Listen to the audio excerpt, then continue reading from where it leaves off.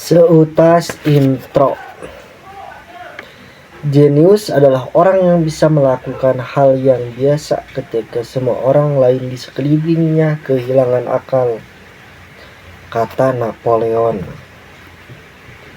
Dunia penuh hal-hal yang jelas tapi tak pernah diperhatikan oleh siapapun, kata Sherlock Holmes. Mari kita bacakan pengantarnya. Saya menghabiskan masa kuliah bekerja sebagai valet di hotel bagus di Los Angeles. Seorang tamu langganan di sana merupakan eksekutif teknologi.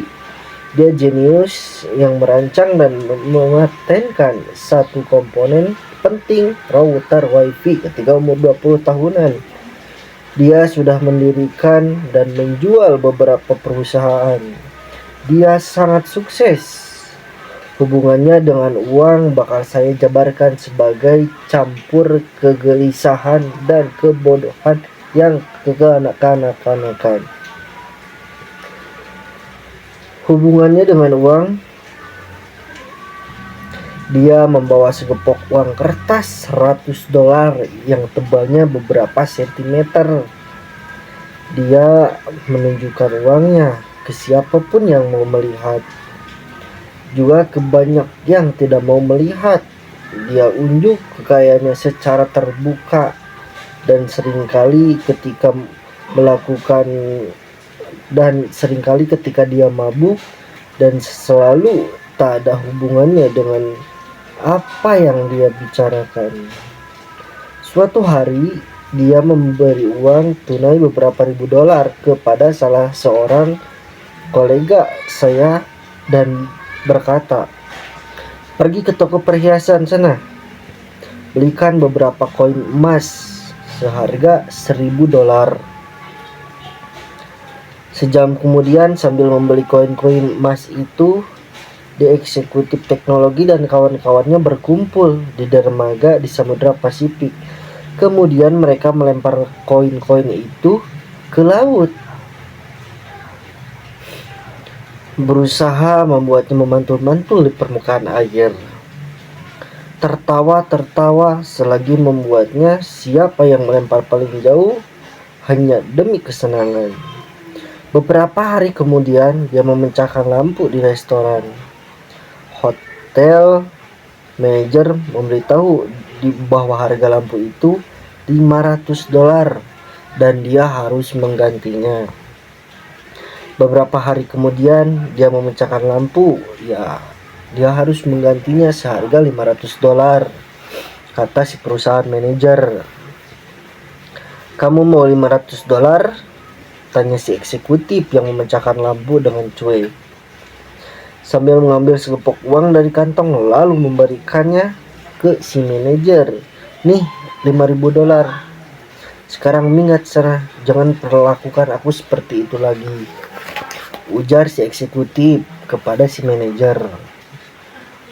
Boleh jadi Anda bertanya-tanya, berapa lama kelakuan seperti itu bertahan? Dan jawabannya tidak akan lama. Saya mengetahui bertahun-tahun kemudian bahwa dia akhirnya bangkrut.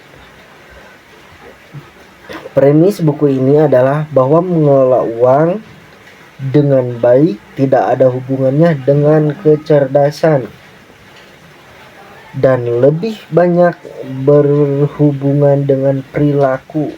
Jadi kalau kamu kaya, mempertahankan kekayaan tidak cukup dengan kecerdasan, tetapi dengan perilaku. Gitu.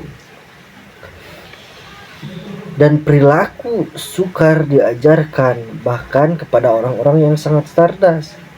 Seorang jenius yang kehilangan kendali atas emosinya bisa mengalami bencana keuangannya.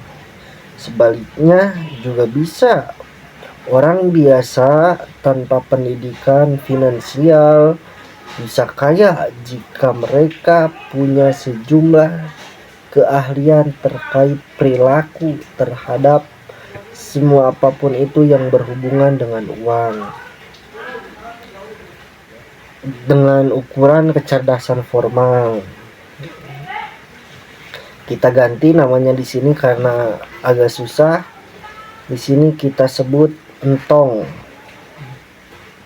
Entry Wikipedia kesukaannya saya diawali dengan entong merupakan seorang filantropis, investor, petugas kebersihan dan penjaga pom bensin asal Amerika. Jadi di sini ada beberapa tokoh yang akan diceritakan. Yang pertama itu entong, seorang filosofis, investor, ada petugas kebersihan, dan ada petugas pom bensin asal Amerika. Nah, yang pertama entong. Entong ini lahir di pedesaan Vermont. Dia orang pertama di keluarganya yang lulus SMA, dan lebih mengesankan karena dia harus minta tumpangan di mobil orang untuk pergi ke sekolah setiap hari. Mereka yang mengenal entong tidak banyak menceritakan hal lain. Kehidupannya sangat bersahaja.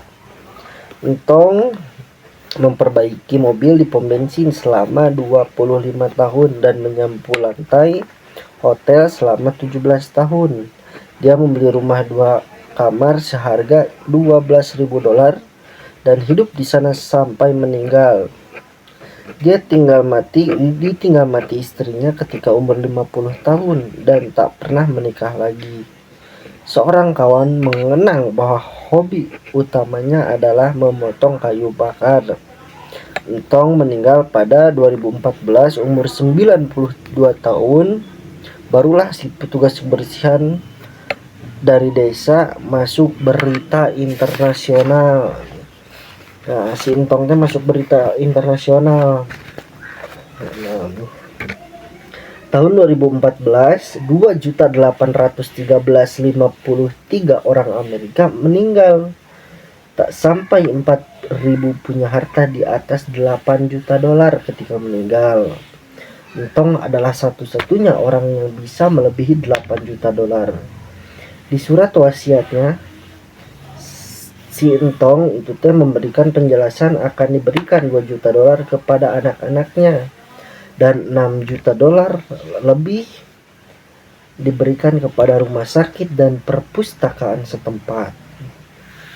Mereka yang mengenal entong, dari mana dia dapat uang sebanyak itu? Ternyata tidak ada rahasianya, tak ada kemenangan lotre atau warisan besar. Entong membuat beberapa pun yang bisa dia tabung dan menginvestasikannya di saham blue chip atau lebih dikenal dengan bank-bank BRI, BCA, itu blue chip. Dia kemudian menunggu sampai puluhan tahun selagi tabungannya kecil berlipat kali 10 sehingga menjadi lebih dari $8 juta. Itu saja dari entong sang petugas kebersihan. Beberapa bulan sebelum entong meninggal, laki-laki lain yang bernama Richard masuk berita. Richard sangat berbeda dengan entong. Faskan eksekutif Merrill, lulusan Harvard. Richard lulusan Harvard, bergelar MBA. Berkarir begitu sukses di bidang finansial sehingga bisa pensiun pada umur 40 tahun untuk menjadi filantropis. Nah, tadi Sintong ke ini petugas kebersihan ini yang hidupnya sederhana tapi sering berinvestasi. Sekarang Richard yang lulusan Harvard, bergelar MBA, pengusaha muda dan pensiun di umur 40 tahun. Itu masih sangat muda. Nah, Richard juga mantan CEO Merrill. Keahlian bisnis Richard, kepemimpinan, pertimbangan bagus, dan integrasi pribadi entong. Majalah bisnis pernah memasukkan Richard di satu daftar pebisnis sukses di bawah umur 40 tahun. Kemudian seperti di eksekutif teknologi, pembuang koin emas segalanya buyar. Pada pertengahan 2000-an, Entong meminjam banyak uang untuk memperluas rumah 1.600 meter persegi di Greenwich Richard dengan 11 kamar mandi, 2 lift, 2 kolam, 7 garasi, dan biaya pemeliharaan per bulannya di atas 90 juta dolar. Krisis itu menghajar. Kemudian setelah Richard membeli rumah 2008, terjadilah krisis yang sangat-sangat melanda dunia finansial. Krisis itu mengajarkan keuangan hampir semua orang. Rupanya Richard jadi hancur luluh. Utang besar dan aset tak likuk membuatnya bangkrut. Sekarang saya tak punya pendapatan, ucap Richard, katanya ke hakim perkara kebangkrutan pada 2008. Pertama, rumahnya disita pada 2014 dan rumah mewahnya di Greenwich. 5 bulan sebelum Richard mewariskan hartanya untuk Derma, rumah Richard di mana para tamu mengingat asiknya makan dan dansa di atas atap transparan kolam renang dalam ruangan, dijual dalam lelang barang sitaan dengan nilai 75% taksiran perusahaan asuransi. Entong sabar, Richard tamat. Itu saja yang membuat perbedaan besar. Pendidikan dan pengalaman keduanya tak berpengaruh. Pelajarannya di sini bukanlah supaya kita lebih meniru Entong, jangan seperti Richard. Walau itu bukan nasihat buruk, yang menarik dari cerita-cerita itu adalah karena hanya terjadi di bidang finansial atau keuangan. Dalam bidang apa lagi seseorang tanpa gelar sarjana, pelatihan, latar belakang, pengalaman formal, dan koneksi bisa mengalahkan seseorang dengan pendidikan, pelatihan, dan koneksi terbaik?